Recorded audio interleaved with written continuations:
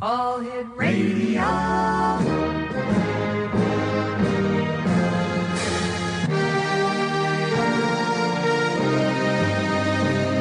Welcome to the X Zone, a place where fact is fiction and fiction is reality.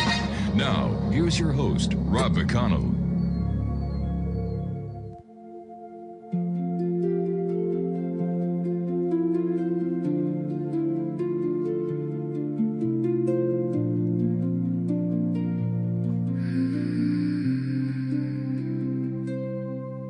When the world grows quiet and the daylight fades, we drift through the doorway that the moonlight made.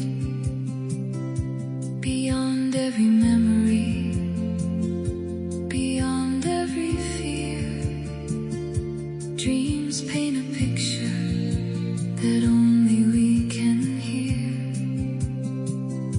They carry our questions on rivers of light, sailing through shadows in the middle of the night.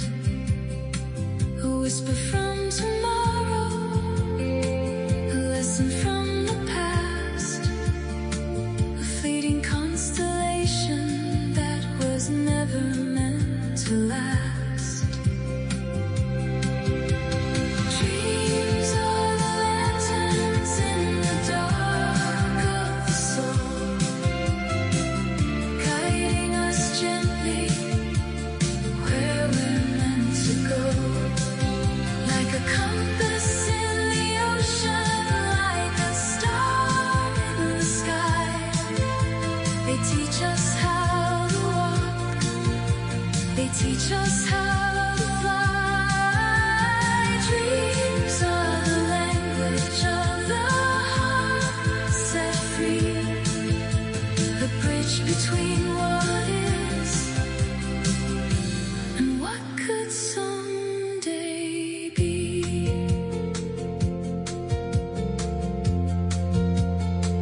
Some say dreams are memories, our minds rearrange pieces of a puzzle, forever set to change. Others say they're messages carried on the wind, opening hidden doors deep within. A mountain may appear where a challenge must be climbed, a winding road reminding us to trust the hands of time. A river is emotion flowing wild and true, and every flying moment says there's more that we can do. Dreams are the lanterns in the dark of the soul, guiding us gently where we're meant to go. Like a compass in the ocean, like a star in the sky, they teach us how to walk, they teach us how to fly. Dreams are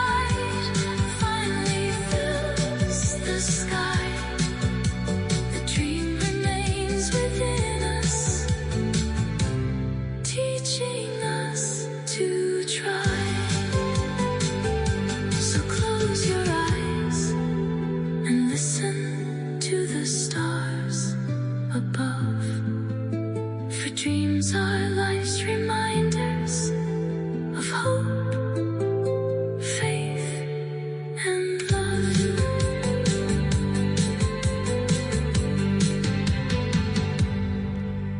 And welcome back to the X Zone, everyone. I am Rob McConnell, and for the next 2 hours, I'm your host and your guide as together we'll cross the time-space continuum to this place that I call the X Zone. It's a place where people dare to believe and dare to be heard. It's a place where fact is fiction and fiction is reality.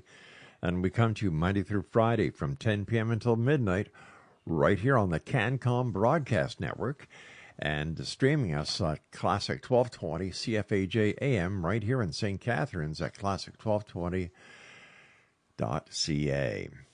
Well, my guest this hour is a young lady who is one of the most respected and insightful voices in the world of the paranormal research and supernatural studies. Nicole Strickland is an accomplished investigator, best-selling author, researcher, lecturer, and a leading authority on some of the most active haunted locations in North America, including the legendary RMS Queen Mary. With years of experience documenting spirit phenomenon, helping families understand the unexplained, and bringing professionalism to a field often clouded by myth, Nicole's work bridges science, intuition, and deep compassion. Tonight, we explore her experiences, her investigations, and her insights into the mysterious world of the paranormal. Joining me now from San Diego, California, is my good friend Nicole Strickland. And Nicole, welcome back to the X Zone. Thank you so much. Oh, I'm so sorry. I have a frog in my throat here. Thank you so much for having me. It's my pleasure. And, you're supposed to eat just the legs, not the entire frog. I've never tried one, I swear. I've got to tell you, they're really good. I've heard that. I heard they taste like chicken. Maybe one day I'll get the nerve and awful small chicken, but they do taste like chicken, especially done in garlic. Ooh, now that sounds good. Everything with garlic is good. So what's new, thrilling, and exciting with you in the world of ghost hauntings and things that go bump in the night, not to mention the RMS Queen Mary? Yeah, well, first of all, this year is flying by faster than previous years. We were just talking about that yesterday because I went to the Queen Mary yesterday, had lunch with some good friends and Captain James there and the first officers, Danny and Paul. Really great. We had brunch, the Royal Sunday brunch in the Grand Salon. It was actually ranked. I think they just recently got an award as one of the best brunches in North America. But I believe I read an article from, I think it's Condé Nast magazine, that it's, I guess they rated it the best in the world. So it's fabulous. So I spent a day there and it was great. I talked so much yesterday that my voice is kind of hoarse today. So I apologize about that. It's all right. First of all, you blame a frog and now you're blaming a horse. See, I know. I just, I'm blaming everything here. You know what I'm saying? Jeez, gosh. For the listeners who may not have had the opportunity of hearing you before here on the X Zone, what first inspired you to pursue the field of the paranormal and, do the investigations that you do? Yeah, interesting question. I like to answer this by saying that I feel, and this might sound a little hokey to some people, I get it, but I feel it was almost like in my destiny, so to speak. I've had so many experiences since I was a young child. We're talking 4 and 5 years old that I couldn't experience. And I've always been like, I think we all are, but some people are just a little bit more tapped into it. I've always been very sensitive and interested in spirit communication, haunted history in general, ghost research, you have it. And so that interest stayed with me as I grew up. And I would be one of these that would read books on it, watch, television shows like Unsolved Mysteries, things like that.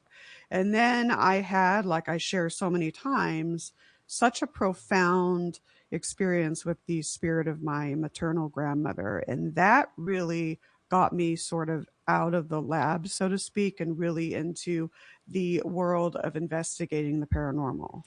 Well, so that's how it all started. And really the rest is history. But just over the years, I've been actively in the field now for about like 21 years, I would say. And so it's been just awesome. So much learning. You have it. It's amazing, really amazing journey. Nicole, what was it like the first time you realized that you were actually able to communicate with those who had departed this plane and now were on the other side? Right. That's so interesting because I think I didn't when I was younger, I would do it and I would be sensitive to it, but I wasn't really aware of it. I became more aware of it as I actually started actively researching the paranormal, investigating different places. And I think with that, that helped nurture and foster my own senses, the clairvoyance, the clairsentience, the clairaudience, you have it. I think those abilities just fostered from just being involved, and now to the point where I'm definitely more aware and cognizant of encounters that I have, and some are just so amazingly beautiful. I really credit synchronicity and even dream visitations for being two of the main gateways, in my opinion, to really communicating with the other side. Besides the communication that you had with your grandmother, in your opinion, what was the most beautiful communication you had? With her, just in general. In general. Oh, that's hard to. Gosh, I've had so many with departed loved ones, animals, friends, just in places that I've investigated that obviously I didn't know in life, but just really profound encounters. One that I would like to share are these dream visitations. Now, I'm not talking about regular dreams, but actual dream visits with my cat, Kaylee, who I adopted in 2003 with her brother, Max. She passed away in 2021. And ever since, I've had about now 28 very profound dream visitations. And I never would have even believed that this was even possible, but yet it is. Nicole, I'm going to have to interrupt you here, and I'm sorry Sure. about this. No, We're going to have that's a bit fine. of a cliffhanger when we come back. This fascinating story from our guest this hour, Nicole Strickland. Now, Exo Nation, if you'd like to contact Nicole, visit her website, her books, find out more about this very interesting young lady, visit www.nicolestrickland.com. And Nicole and I will be back. I'm sorry, it's NicoleDStrickland.com. Am I correct, Nicole? Yeah, that's it. I have to just throw a D in there and confuse everyone, Thanks very much. First of all, it was the frog, then it was the horse, and then yours truly.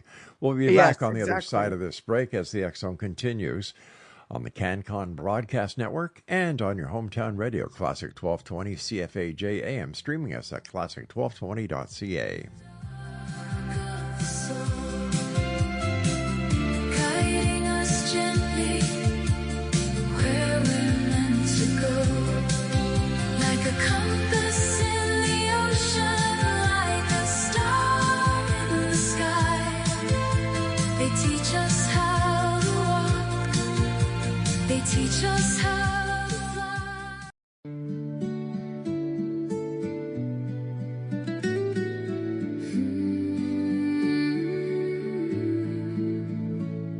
There's a voice beyond the silence, a whisper on the wind, a light beyond the darkness where every journey begins. Some say goodbye forever, some say the story ends, but Mark hears another message from the love that transcends. Between the stars and memories beyond what eyes can see, there's a signal filled with wonder calling out to you and me. Tune into the afterlife frequency where love survives eternity. Every heartbeat, every soul, every story still unfolds across the veil through time and space. We are never far away on the afterlife frequency. Love lives on endlessly. Nicole Strickland's our guest of this hour, Exo Nation. And Nicole, please continue with your story. Oh my gosh, yes. I'll try to paraphrase this. So my beautiful cat, Kaylee, who I was extremely close, and I should say am extremely close with, as well as her brother Max. She passed away in 2019 after she was about 18 and a half years. And so this started about 2 nights after her passing and has continued, not every night, but like I said before break, it's been about 28 of these now so far. Wow. Very compelling, detailed dream visitations. And when I wake up, you just know it's a visitation. You wake up with that all-encompassing love and peace, that you've made a connection. And so what's interesting about these is that they're always in the same environment. So they occur in my bedroom as I'm really sleeping. So I'm laying in bed as I really am, right? And so I will hear, usually it starts where I'll hear or feel the footprints jump on my bed, and then I'll say to myself in the dream visitation, it's happening again. Then I see her. I sometimes can pick her up. I can feel her purring sometimes. Sometimes she'll meow. Like I said, I can see her, feel her walk around, and it's always in the same environment as I'm actually sleeping. So I have a theory that, and I'm not sure exactly, maybe some other listeners can chime in, that I feel that perhaps my astral self is able to maybe meet her somewhat in the middle, because there have been moments where in the dream, I can move my arms, but I don't know if cameras will actually capture me doing that. But I have purchased cameras now because I'm trying to see if I'm treating this like a study. I'm seeing if I can capture any images of her or just images of me moving, but I was able to capture audio. And this is what blew me away. This happened about 3 weeks ago. And this occurred while I was asleep having the dream visitation. And there was audio captured where you hear Kaylee's meow, but you hear me talking to her in the dream visitation. I'm saying, Kaylee, Kaylee, and I'm talking to her. And I'm actually doing that in the dream visitation. But audio is captured of that as well as her meow. And so that is really, it's just so... it's verifying to me that there's something really beautiful going on. Would you say that the experience you had outside of your dream, being your dream more or less a lucid dream? Can we look at it as a lucid dream? And where you're actually communicating with your cat, and you're actually getting an EVP of your cat? Yes. Man, that is I've never heard of that before. Right. And I actually the other day had another visitation. This was I think about 5 days ago, and I'm journaling this. I'm actually treating this now like a study. So I'm journaling, I'm taking notes and everything. Now, there wasn't audio necessarily of her meowing like the other one, but again, there was audio of me talking to her, and I was saying, Kaylee, Kaylee.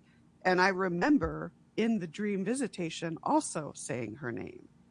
So, this is just, I want to try to look at it and try to find all the answers of how this is happening, but sometimes we just don't know the how, right? But it's something definitely very compelling. It really answers a lot. It really does for me. Well, the research that you're doing on your own is proving beyond a shadow of a doubt that life goes on after death. Isn't that, I know. And not just with that, I mean, just with so many experiences. And it's just, that's the reason why I'm in this field, to understand, to learn. But I feel, and I keep saying I feel, I'm repeating myself there, right. But I believe that, at least for me, that studying the paranormal, being an experiencer of it, it almost, it makes an individual more tapped into their own soul and their own purpose. And so that's one of the great reasons why I'm in the field, and of course helping people, Do you think there'll come a time when those on the other side of the veil will figure out a way on how to cross the veil into our reality, and that we'll be able to have visits just like if we're going down the street to visit our neighbor? Wouldn't that be lovely? Oh, yes. Wouldn't that be lovely? That would be the day. It Yeah. really, that'd be amazing. You've investigated countless haunted locations. Yes. I mean, besides the RMS, Queen Mary, we'll talk about that a little bit later. Oh, sure. Of course. Of course, do any stand out as particularly compelling or unforgettable? Yeah, for me, every case is a learning experience, and there's always an experience or, way of doing something that, teaches you, gives you a little bit more insight. The ones where I can connect with, like, especially like with private residences, and I haven't done some in the last few years, but a couple of the ones that we did, we were able to connect with that client's departed loved one.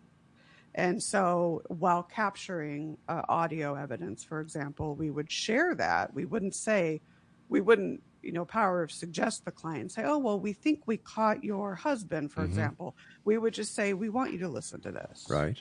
And both times that on these two particular investigations, when we did that, the tears flow. Oh, gosh. You can tell by their reaction that, oh my God, yeah. And they've said, like, for example, one lady was like, yeah, nope, that's my husband.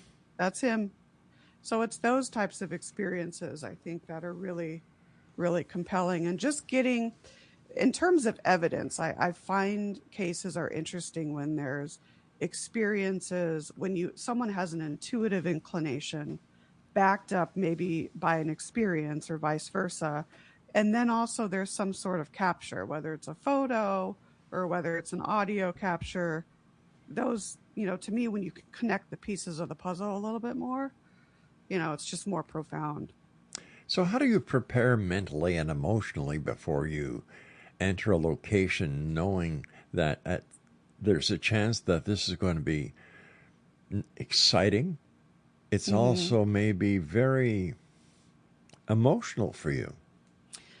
That's very true, especially with people that are, very sensitive and operate in using their senses. That's very true. And some people like to go in blind and not know really about the history. I'm one of these that likes to go in knowing about the history, because I really think history is a huge foundation for why we even have paranormal phenomena. It's like the past kind of connecting with us in the present, so to speak. But I always tell people, at least for me, I don't do any sort of work if I'm like sleep deprived or exhausted, or if I'm sick or anything like that. I like to feel myself, be well physically, emotionally, spiritually. So, but mental preparation, spiritual preparation, that's basically it. I will center myself. We usually do that individually, and then obviously as a group as well. We'll have like a statement of intent that kind of lets the energies know where we're coming from. And so just make sure you're rested and you have good protein in your system and things like that. But I guess it's different with each investigation, because if you're going into a new site, as opposed to like myself going into the Queen Mary, which is that I know deeply, that's a little different too. But either way, no matter if you're familiar with the site or not, always have that preparation. When you're doing an investigation and during the investigation you come across a child, does that play on your emotions more than an adult would? Absolutely. Absolutely. And some people may say, well, no, that the child, maybe it's someone mimicking a child, this or that. In rare cases, maybe, but at least in my experience, at different locations, historical, business, private homes, it does, because you want children to live out their lives and everything. We actually, it's interesting. I was actually on an episode of, what was that called? My Ghost Story Caught on Camera in San Diego for the William Heath Davis House, now known as the Davis Horton House. And it's actually recorded. You will hear me saying something like to the effect of, whenever it's a child, it always tugs on your heartstrings a little bit. And I don't believe some people believe in spirit rescue, that they can definitely, without a doubt, make an entity go home. go to the light, so to speak. We can be facilitators, in my opinion, but it's really up to that entity and that energy to go, whether he or she wants to. But when that does, that can be very helpful. So in the case of children, that might be something to do, but it has to be done with heart and soul, not with ego and all this other stuff. Why would a spirit want to stay behind and not go to the light? I believe there are so many different reasons. You could have 100 of them all lined up and they might all give you a different reason. But some of the salient ones that we talk about, perhaps, maybe in the case of earthbounds or ghosts, so to speak, maybe they don't know they've passed on and they're repeating their moments. Maybe it's the grieving family that is calling them a little bit. Could it be that they don't want to leave the location they were in? Maybe they're attracted to an antique item. I mean, the list is endless. You hear that word, unfinished business, that phrase a lot. So, and I also would imagine that the family could actually keep the spirit from crossing. That's right. Yeah. Exactly. Right. Absolutely. All right, my friend, please stand by. You and I have to take our break at the bottom of the hour. X-Zone Nation, Nicole Strickland is our special guest. And if you'd like to find out more about Nicole, visit her website at NicoleDStrickland.com. And on Facebook, facebook.com/Nicole D. Strickland. This is the X-Zone. I'm Rob McConnell. We're coming to you on the CanCom Broadcast Network. And streaming us around the world is our good friends at Classic 1220 CFAJ AM. And they stream us at classic1220.ca. We'll be back on the other side of this break. Don't go away. Light beyond the darkness where every journey begins. Some say goodbye forever, some say the story ends.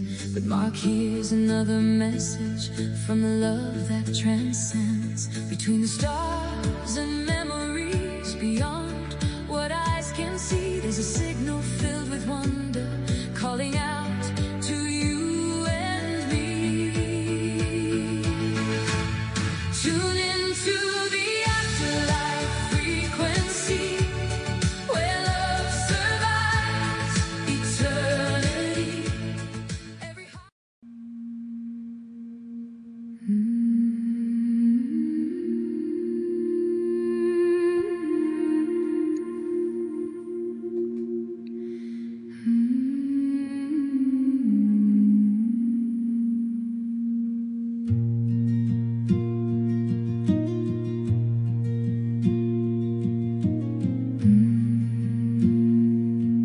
In a house of dragons and candlelight,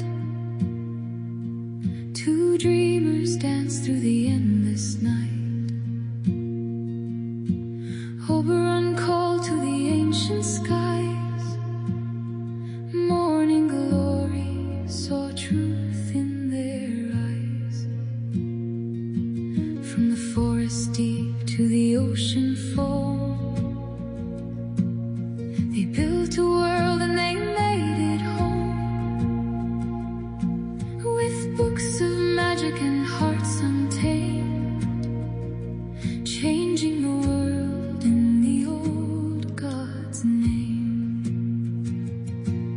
Oh, Oberon, wizard of the silver flame, morning glory calling nature's sacred name. Through the mists of Avalon they ride, with the unicorn spirit by their side. Dreamers of a world reborn, children of the stars in storm, holding high the torch of the free, guardians of eternal mystery. Nicole Strickland is our special guest. Once again, X-Zone Nation, if you'd like to find out more about Nicole, visit her website, NicoleDStrickland.com, and on Facebook, /Nicole D. Strickland. All right, Nicole, let's talk about my favorite topic whenever I have the pleasure of speaking with you, and that's the RMS Queen Mary. As I was saying, last night my wife and I were watching, what's it called, 90 Day Fiancé. Yeah. And lo and behold, this lady who was from Brazil, her boyfriend lives in California someplace, and they were looking for a place to get married. And the young lady loves ghosts and things Of that go bum the course. night. Yeah. And lo and behold, there they were getting onto the Queen Mary, and there was the captain that you know. Yes, And Captain I said to my James. wife, I said, hey, Yeah. Nicole's going to be on the show tomorrow night. Oh, Well, see, isn't that synchronous? Yeah, I just had lunch. I was telling you before we went on. mhm. I just had lunch yesterday with Captain James and then first officers Paul and Danny as well. And so the three of them, as well as the entire crew, are just doing so many amazing things. But yeah, just he's awesome. They all are awesome, but yeah, he's fabulous. I guess you don't get this question asked very often, if ever. If the ship is moored permanently, Mhm. what does a captain of a ship do on a moored ship? Well, it's you have to look at it more kind of like symbolically, Okay. right? Now, obviously last year they do have functions, don't get me wrong. Hmm. It is continuing the Cunard tradition now, of course. I'm kind of getting off on a tangent here. Up until 1947, it was the Cunard White Star Line because those two companies had to merge in order to help the Queen Mary continue on with building due to the Great Depression. So in order to fund the rest of it, they had to merge. That's a whole thing, whole historical thing. That merger lasted until 1949, and then after that, it became the Cunard, obviously the Cunard line. So they all are still continuing that tradition of excellence. But we just lost last year honorary Commodore Everett Horde, who has been with the ship. Oh gosh, I think he was like I think around 9 years old My when goodness. he came on board as a boy and then worked in the retail stores and had Hmm. different roles and then has been Commodore for quite a year now. Cunard and has actually there's really no more Commodores, it's just captains. But Captain James, he does a lot of his role as well as even the roles of the first officers or liaisons between other departments.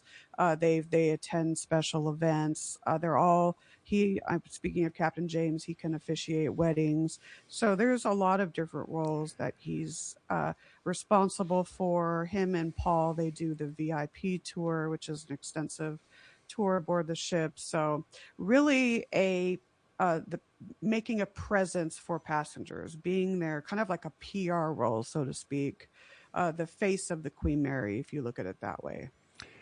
Where did your love for the RMS Queen Mary come from? Again, it's one of those things. I think she called me like she does so many other people. I first glimpsed her from the backseat of a car, and this was in the year 2000. Hmm. Now, I had known about the ship, but I had not yet visited it. So I first saw her in 2000, in the year 2000, on a way to a cruise, and there's the Carnival cruise port right next to the ship. So I was heading on a Carnival ship for a 3-day cruise. And I remember looking at the Queen Mary and I made a mental note, I will be back there someday. That day came in 2005. I try to talk about this in my books about her.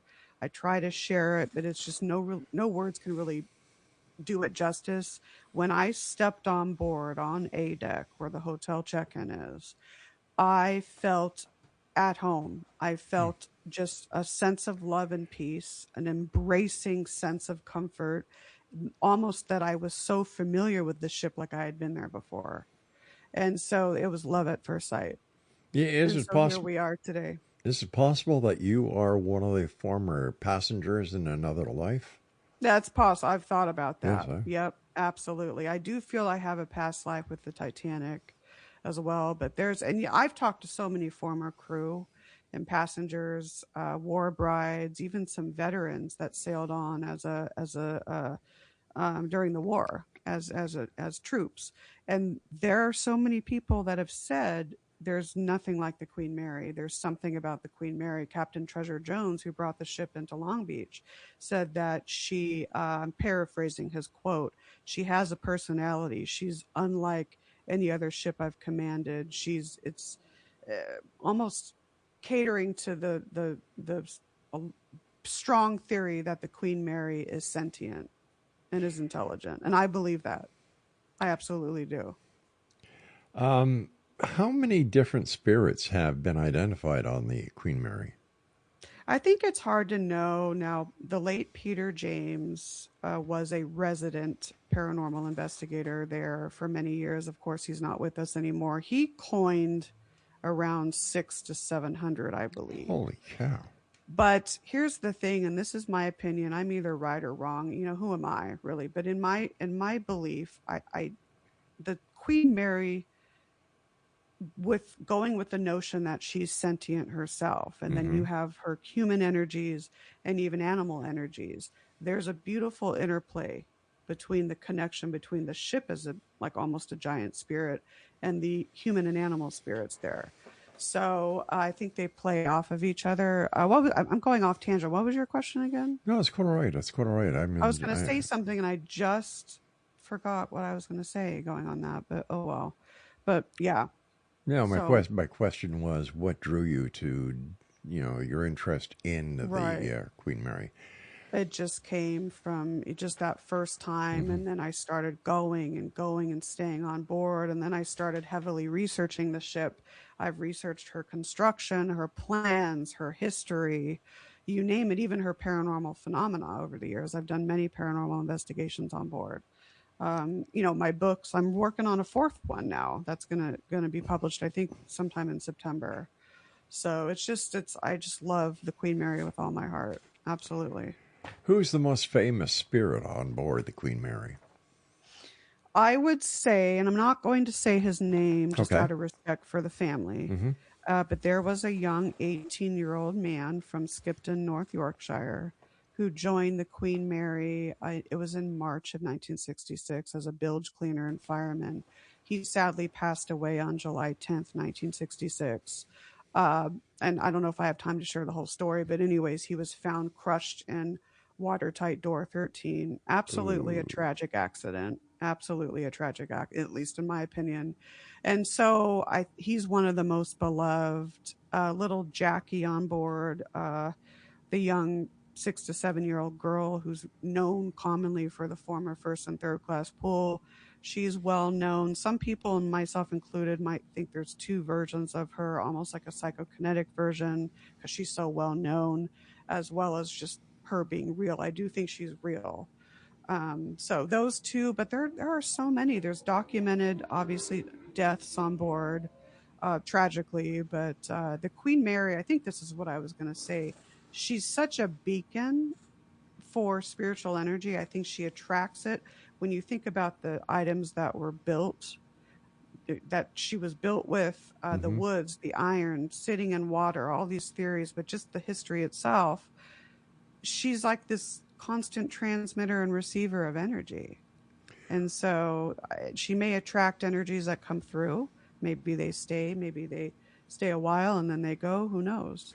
Well, would that not mean that all ships out there that are constructed the same way that the RMS Queen Mary is are also in the same category as far as receivers, transmitters, and, magnets of the paranormal?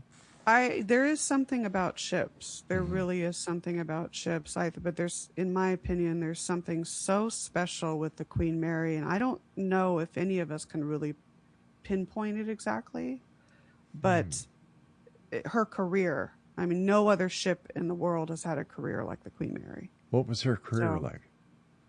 Oh my God. She's a ship of peace. So she bridged the old world with the new, brought people together, was constructed in 1934, maiden voyage in May of 1936, a luxurious ocean liner that sailed the North Atlantic route from Southampton to New York City via Cherbourg. Cunard at that time wanted to build 2 superliners because at that time there was a lot of different competition between shipping companies. And then due to her size and speed, she was requisitioned for World War II and had a stellar career as a troop ship. Winston Churchill and others have said that her efforts, along with her sister, have lessened the war by about a year. So she saves lives. She bridges people together. She's what I would call a humanitarian emissary, so to speak. And just after the war, resumed her ocean liner days and retired in Long Beach in '67. And she's a museum, hotel. My goodness. There's all kinds of events going on. It's just and I'm just tip of the iceberg here, but an impeccable, if you delve into her history, good Lord, what an impeccable career. Explanation, our guest this hour is Nicole D. Strickland, and if you go to her website, you can find a lot there, and she's published several books and articles which are listed on her website at www.NicoleDStrickland.com, and on Facebook, facebook.com/Nicole D. Strickland. This is the X Zone. I am Rob McConnell. We're coming to you on the CanCon Broadcast Network and your hometown radio, Classic 1220 CFAJ AM, streaming us at classic1220.ca. And we'll be back on the other side of this short break as we wrap up this hour here in the X Zone with our guest this hour, once again, Nicole D. Strickland. From the forest deep to the ocean foam, they built a world and they made it home, with books of magic and hearts untamed, changing the world in the old God's name. Oh.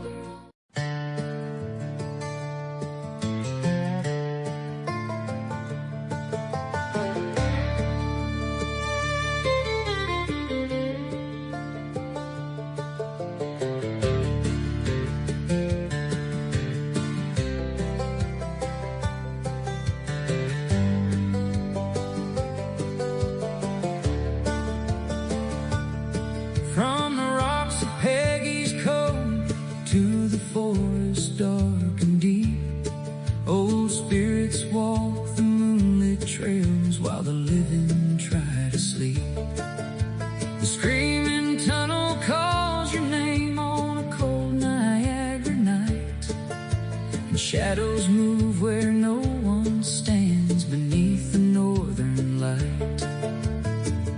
Every province tells a tale, every town hides one. When the midnight clock strikes 12, the hunting has begun. Creepy Canada, where the ghost stories never die. Beneath the maple leaves, strange secrets multiply. From haunted ships to phantom trains, from castles old and grand, you never know who's walking right beside you in this haunted land. Creepy Canada, hear the whispers in the night.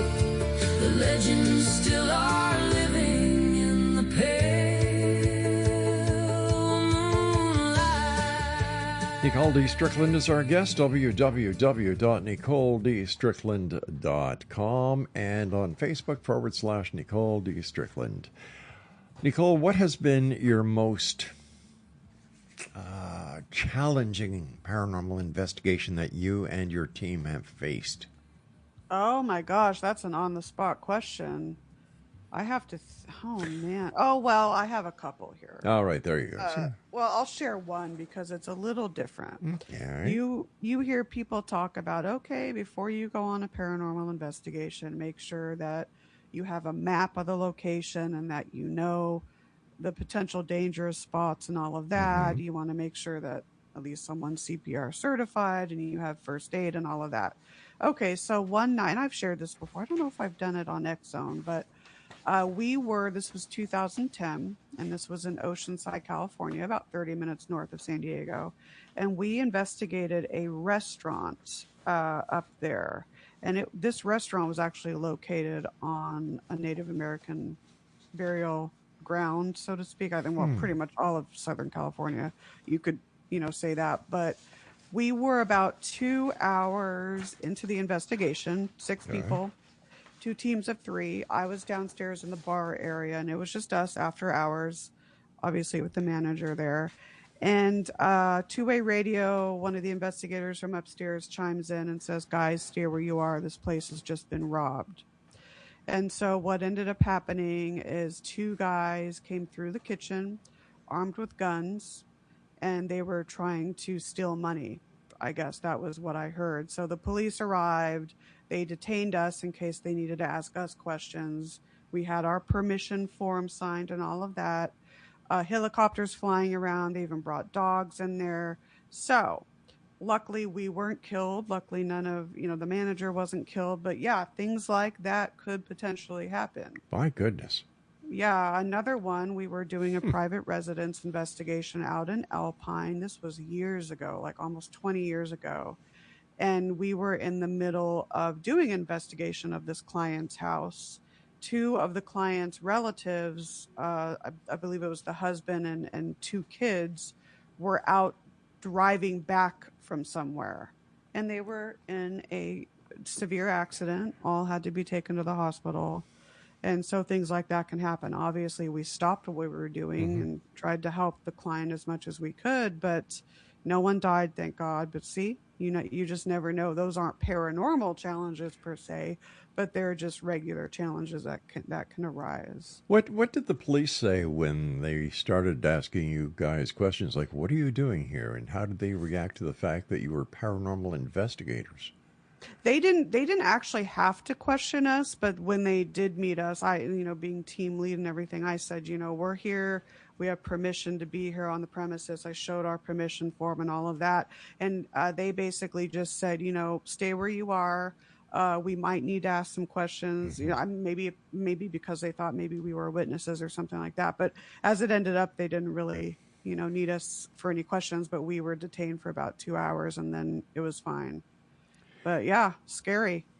How do you address skeptics who argue that the paranormal has no scientific basis and that it's all a bunch of woo-woo? In my opinion, there's obviously a difference between a skeptic and a cynic. I think a healthy dose of skepticism is needed in all of us who investigate the paranormal.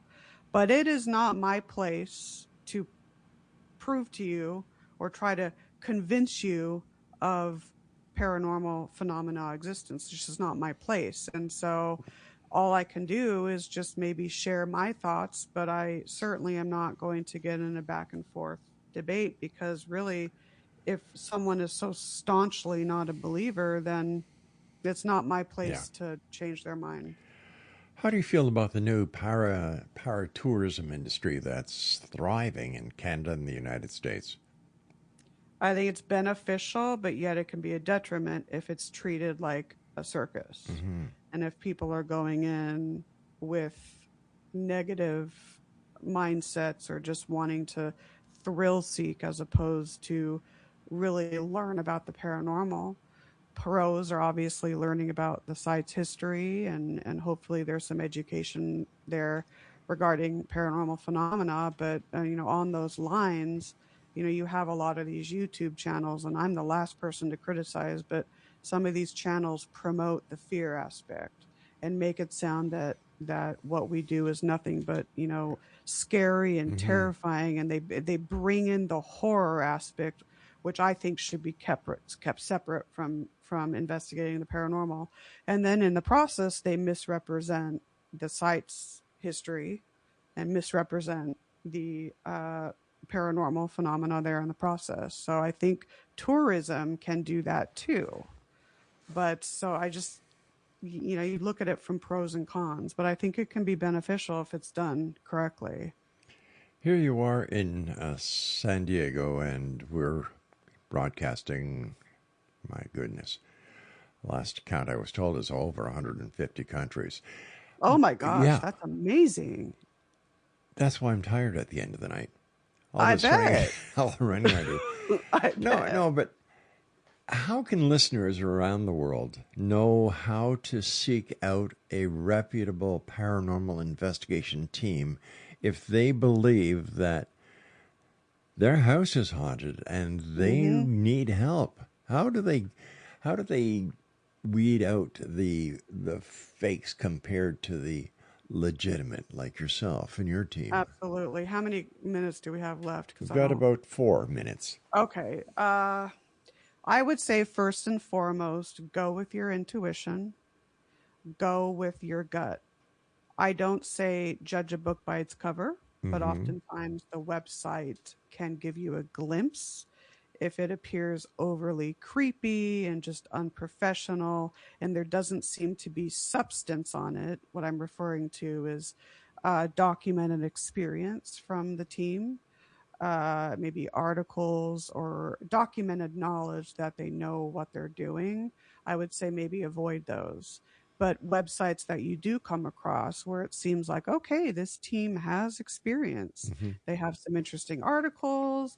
They've investigated these locations. If you see that, then I would contact the team. It's okay to, and I would say, you know how a team can interview clients. You can interview the team and start asking them questions. Look, get your objectives and what you want down, what you would like a team to do. And then if you find a few that you like, ask them questions and just go with your feel on that. Maybe look to see if they've, have any, not media appearing, no, not anything like that, but if there's reviews from other clients, things like that. So that's what I would say. Yeah, a lot of the sites that are less than credible look hokey. They do, and then they bring the horror aspect into it. It's not Halloween, people, okay? But that raises a question. Like the Waverly, every paranormal group that I've ever had on the show or paranormal investigator has gone there. I know, me too. I've been there too. Why do the spirits stay there? Is it because they enjoy the interaction with humans? Or is it because they just figure, here we go again? Well, it's probably that, especially for some of the intelligent ones. And this can be said for a lot of other locations that have been inundated with investigators. But with Waverly, and again, I've only gone once, so it's not like I've done a study there. But I think there's a lot of residual activity as well. But if for the intelligent energies there, it's probably like, okay, here we go. Same types of questions, things of that nature. And then you have to sift through what is almost like a forced haunt versus what's authentically there without the investigator's influence. So, something that has always amazed me are EVPs. Oh, gosh, I know. Now, what I can't understand is whether you're using an analog or a digital recorder, you don't hear the spirit until you play back. Right. How come? How does that work? Like, I'm in the business. I can't figure it out. I don't think any of us can. I'm not even sure if we're supposed to know that. But I really don't have an answer for that. Is it possible that maybe it would be audible, but maybe we couldn't hear it at that time? As opposed to disembodied voices where we do hear. Not all of those are captured. Sometimes for me, I'll hear something, but it's not captured. But yet I won't hear something, but yet it's captured. It's just, it's weird. I like what you said that maybe we shouldn't know. Maybe there are mysteries that we're supposed to keep checking out, trying to establish, trying to understand, trying to solve. Exactly. I feel that way. Yeah, absolutely. We've got about 40 seconds. So first of all, I want to thank you so much for joining us tonight. Let our listeners know how they can get a hold of you, where they can find your books, and all the great things that you do. Awesome. Thank you so much for having me. It's always Anytime. a pleasure to come on the show. So my website, NicoleDStrickland.com, and I spell my name Nicole. So that's my main website. I also have afterlifechronicles.com. That's for my show, Afterlife Chronicles. It's on hiatus, but I'll be bringing it back. And then social media, Facebook, Nicole D. Strickland, Instagram, author Nicole Strickland. I just did TikTok. I'm not that active on it, but that is Nicole D. Strickland and the number 2.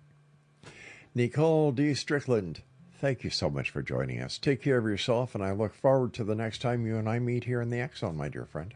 You bet. Thank you. Thank you so much. My pleasure. And watch out for those frogs, and horses. Right, exactly. Exonation, I'll be back on the other side of this break as hour number 2 of the X-Zone commences right after this news break at the top of the hour.